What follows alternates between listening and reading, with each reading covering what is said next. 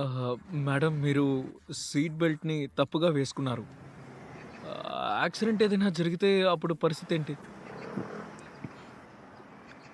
ఆహ్, ఆహ్, ఇది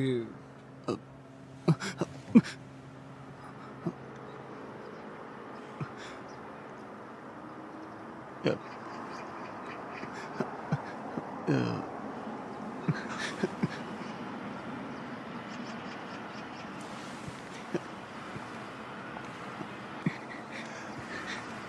ఏం చేస్తున్నావు?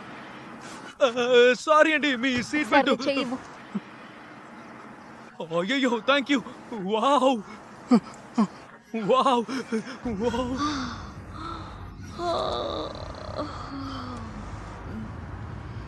ఏంటండి బాగా నిద్రపోయారా?